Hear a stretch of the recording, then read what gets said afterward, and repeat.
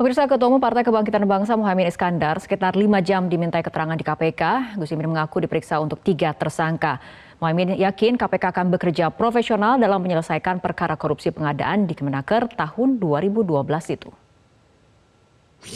Kementerian Ketenagakerjaan dan Transmigrasi tahun 2012. Dalam hal ini ada program perlindungan TKI di luar negeri, proteksi sistem perlindungan tenaga kerja Indonesia di luar negeri.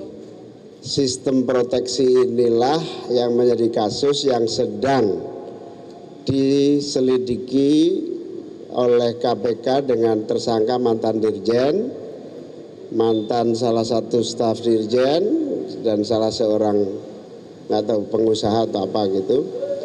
Saya sudah membantu menjelaskan semua yang saya tahu, semua yang saya pernah dengar, dan insya Allah semuanya yang saya ingat, yang saya tahu semuanya sudah saya jelaskan. Moga-moga dengan penjelasan ini KPK semakin lancar dan cepat tuntas. Usai dipilih menjadi bakal cawapres pendamping Anies Baswedan, kini Ketua Umum PKB Muhaimin Iskandar atau Gus Imin dihadapkan dengan berbagai ujian.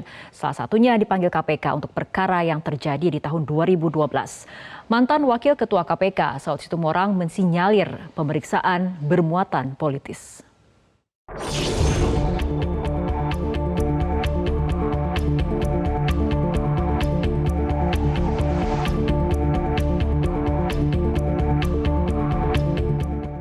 Ketua Umum PKB Muhaimin Iskandar mendapat ujian berturut-turut setelah dirinya ditetapkan menjadi bakal cawapres pendamping Anies Baswedan. Kamis pagi, mantan Menaker Trans itu memenuhi janjinya kepada penyidik KPK. Muhaimin dimintai keterangan seputar pengadaan sistem proteksi tenaga kerja Indonesia tahun 2012. PKB mencium ada aroma ketidakberesan di balik ujian yang dihadapinya. Mana saja bertahun-tahun itu, maka sulit rasanya bagi saya secara pribadi untuk mengatakan ini tidak janggal. Padahal biasanya dalam 12 tahun kasus itu sudah di-PTS-kan sebagian. Apalagi kalau kita merujuk pada edaran Kejaksaan Agung, minta supaya aparat penegak hukum, utamanya kejaksaan, supaya menghentikan prosesnya. Ditunda sampai nanti setelah proses pemilihan. Kenapa KPK tidak menggunakan pendekatan itu?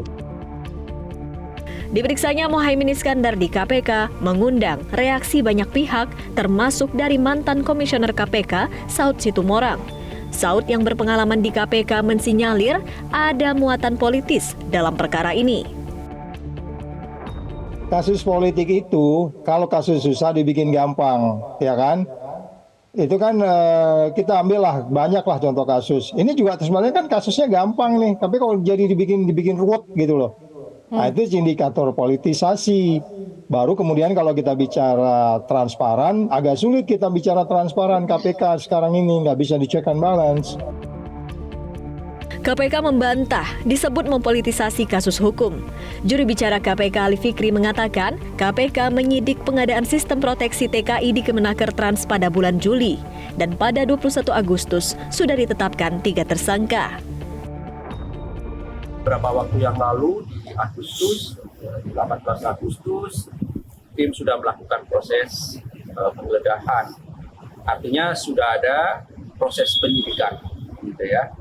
Yang itu dilakukan jauh-jauh hari sebelum kemudian ada isu-isu yang berkembang saat ini terkait dengan proses politik. Sekali lagi kami tegaskan, ini tidak ada kaitannya sama sekali dengan proses-proses politik dimaksud.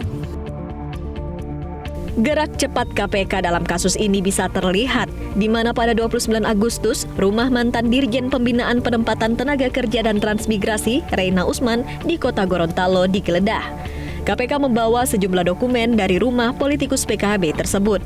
Kemudian KPK juga sudah memeriksa Ketua Panitia Pengadaan Barang dan Jasa Kemenaker Trans tahun 2012, Anik Sulistiawati, pada 31 Agustus 2023.